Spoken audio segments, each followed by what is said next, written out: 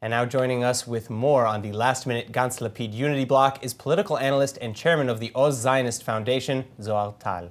Zohar, thank you so much for coming in, first of all. All right, so what are your initial reactions to the last-minute announcement of Gantz and Lapid? Well, it's interesting because, you know, I was on a show here on ILTV about a month ago, and I asked the question, who is the leader of the left wing in Israel? And actually, even after this union, we still don't have an answer to that question. Well, would you consider either Gantz or Lapid to be truly left wing to begin with? Well, apparently their lists include ultra-left candidates, and I haven't heard anything that sounds right-wing on their speeches, on Gantz's speeches actually, and perhaps the viewers should know that on their union agreement they decided to have a rotation on the role of prime minister should they win the elections. So I think voters still don't have an answer for who is the leader. And so that's point number one. Second of all, I think that most political parties show a very diversified portfolio of candidates. And here we see three former IDF generals in the leadership of the same party. And well, but to play devil's advocate with that on that point, you know, having a lot of experience in the military doesn't necessarily mean that you don't have representation elsewhere. And again, you spoke about the agreement of how they would kind of split the seats, and we're talking about a more or less 50-50 split between Israel Resilience and Yair Lapid's Yesh Atid party, with a few other seats left over for Telem. Yes. Right. So I mean, does that not include maybe some people, like you said, ultra left, a little bit more right? Yeah, a little bit. I think a little bit. But I don't know. From what I hear on the street, people aren't very enthusiastic about having three former generals, and perhaps, I don't know if Ehud Barak will, in some constellation, add himself to this party. So we'll have four generals in the leadership of one single party. People aren't that enthusiastic about it. And third of all, I think that when you see, as you said,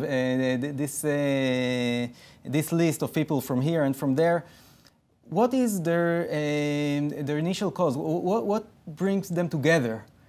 Eventually, I see only one single cause that is mutual to all of them, and that is, well, it's a very interesting group of candidates, and the only thing that unites them is their very strong desire to throw the Likud party and Netanyahu out of government. And in my opinion, well, it's not policy. It's definitely not leadership. It's pure, let's put it simply, it's just pure opportunism. All right, so let's talk, let's kind of break down some more of these points and see if we can figure anything out. With respect to the idea of switching prime ministers, again, assuming that this unity wins, assuming the unity wins and Gantz and Lapid do get to become prime ministers or co-prime ministers, they intend to switch every 2.5 years. Do you think that that's something, as you said, you know, do you think that that is something that will hurt their chances in the long run or help it? Because I would imagine that some voters like the idea that the prime minister will swap, while others might agree with you and say, you know, what direction will the government take if their leader changes every 2 years? Yeah, well, I can see when we're polling about who is fit to be prime minister, Lapid doesn't score that high. Really? So, in my opinion, people don't want to see Lapid as prime minister. And I think that if that is the major criterion for voters, I think it will hurt the union having this rotation in place. I think people, for good or for bad, tend to trust new leaders than people that are already been in the political climate for 7 years in the case of Lapid. Well, but in the case of Lapid, I mean, he comes from a news background, and now he's been in politics for, as you said, you know, the better part of a decade. So he has some experience. I mean, he was one of the forerunners against Netanyahu.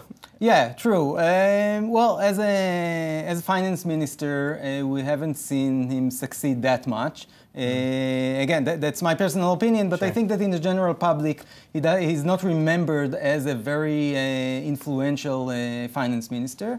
And in terms of leading a country, there's well, not really evidence there. Yeah, exactly.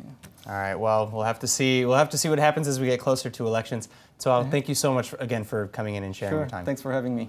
It's my pleasure.